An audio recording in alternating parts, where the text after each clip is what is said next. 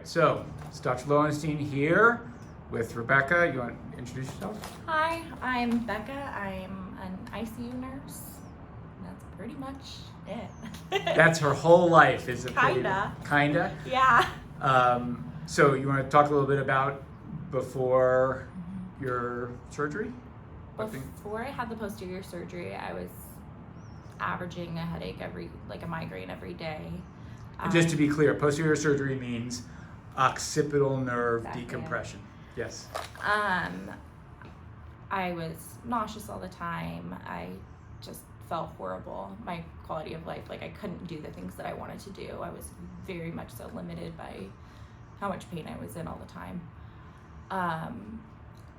I feel like since I got the surgery, I have my life back and I get to be an active participant in my own life and get to do things like a regular person does. Well, so after your surgery, you had some issues with paresthesias, which happen sometimes. And so just can you describe that? It felt like spiders or my hair hurt from being in a really tight ponytail kind of thing. Mm-hmm. Or it would be an itch that I couldn't get. The whole back of my head felt like it was asleep almost sometimes. And then what do we do for it?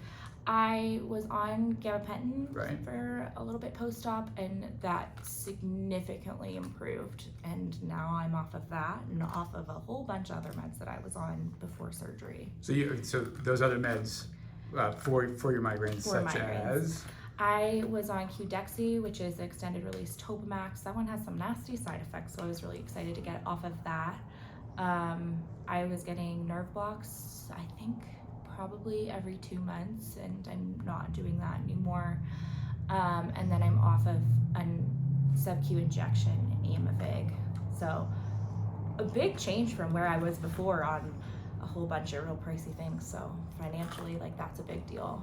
Oh, that's great. Mm-hmm. And so your paresthesias are better, Mm-hmm. and your posterior pain is better. Yes.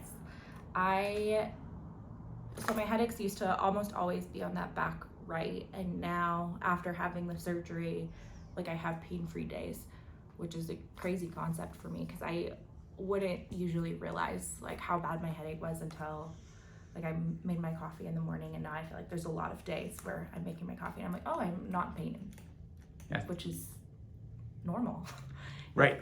It is normal not to have pain. I know. So, but you're still having painful days. Those are mostly They're in the front in my left eye that radiate towards the back, but that's more of an anterior problem as opposed to from this surgery. It wouldn't have helped anything back there. Right, and we talked about the fact that this probably has similar neuralgias of some of the anterior nerves, and we gave you injections in the past, and that made the pain better. Mm-hmm. And so the consideration at this point is whether or not that residual pain is worth doing anterior surgery. Exactly. And I have no input to the effect that, if it's right for you, then we can do it, and I think it'll make it better. Mm-hmm. But if your pain is not bad enough to warrant surgery, Mm-hmm. then, that's a personal decision as Totally. well. But it sounds like we made significant progress. Big difference in overall my quality of life, and I can go to work and not have a headache where that wasn't a thing before. I can go on a run and not feel like crap just because I worked out.